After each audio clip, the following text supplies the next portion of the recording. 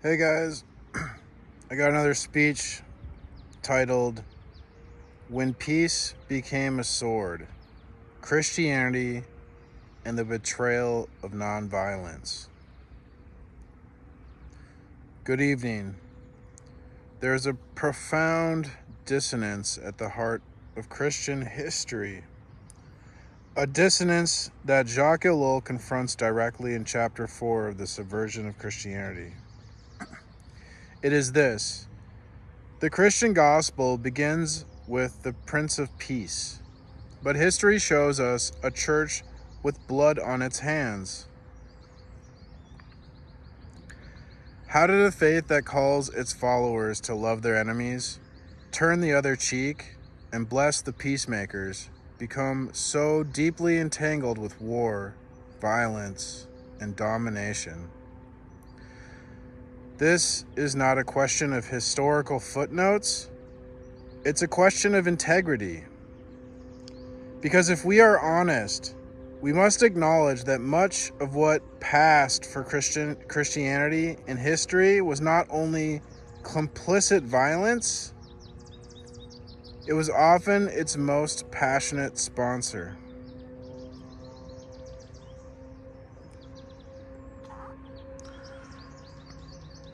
Let us begin with what the New Testament actually says.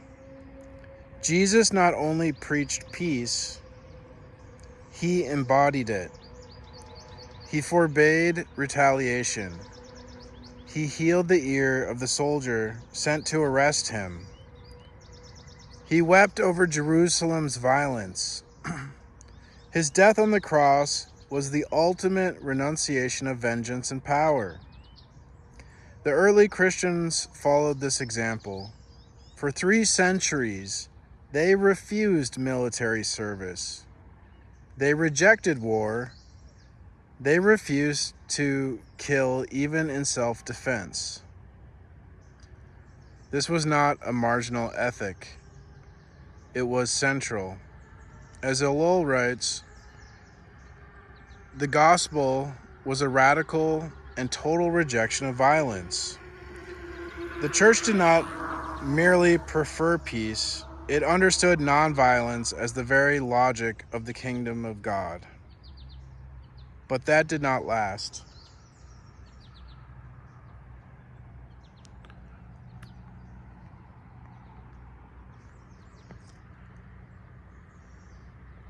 By the 4th century, everything changed. As Christianity gained political power, particularly after Constantine, it also gained responsibility for order, defense, and empire. And soon, the sword became part of the church's hand. What had been forbidden by Christ became reinterpreted as acceptable, even holy. Ellul traces how Christian thinkers, such as Augustine, began to develop the idea of the just war. Initially meant to limit violence, the doctrine quickly became a theological justification for it. Once this door was opened, violence was not only permitted, it was baptized.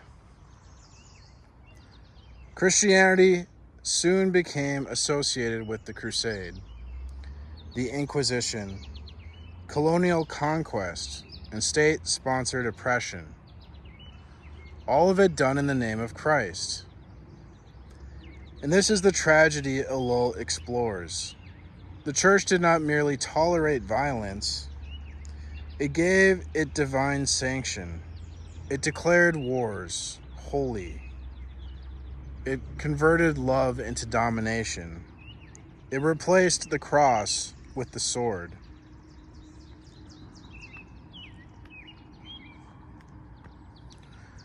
How did this happen? Ellul is careful not to lay blame at the feet of individual bad actors. Instead, he shows that violence entered the church systematically through several mechanisms. 1. The alliance with power.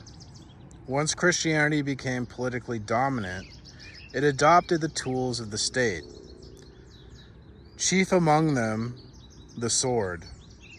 The gospel was adapted to suit the needs of empire. 2. Fear of disorder. The church began to fear social chaos more than the unfaithfulness to Christ. Violence was seen as a necessary evil to maintain stability. 3. Theologization of force. Intellectual justifications were developed. War was rebranded as defensive. Coercion became part of discipline, and moral logic of the gospel was written to fit the realpolitik of Christendom. 4. A fusion with nationalism. As Christianity fused with national identity, war became a matter of religious duty. God was now on the side of one's army or homeland. Violence became a means of defending Christian civilization. Each of these steps reflects what Ellul calls a reversal of the original message. Christianity, meant to break cycles of violence, became one more force perpetuating them. One of Ellul's strongest claims in this chapter is that when the church supports violence, it is no longer preaching the gospel. It has substituted something else, a counterfeit. It has betrayed its source. For Ellul, the core of the Christian faith is reconciliation, not domination, forgiveness, not force. And when the church forgets this, it ceases to be the church of Jesus Christ. This is not merely a matter of moral failure. It is a spiritual inversion, a profound theological corruption, and it carries devastating consequences, not only for the victims of Christian violence, but for the credibility of the gospel itself. Who can hear a message of peace from an institution that wages war? You may ask, but is this still relevant? Yes, profoundly so. Today, many Christians still support policies and ideologies grounded in fear, militarism, and domination. Some advocate for armed self-defense as a Christian duty. Some cheer for violence in the name of justice or national pride. Ellul challenges us to rethink these assumptions. He reminds us that there is no violent path to the kingdom of God. There is no righteous cause that justifies rejecting the Sermon on the Mount. The cross is not a symbol of triumph through strength. It is the victory of love through suffering. To follow Christ means to resist violence, not to spiritualize it. So what now? Ellul does not offer any easy answers, but he calls us to face this contradiction honestly and to recover the scandalous, costly call of the gospel to be peacemakers in a world of violence.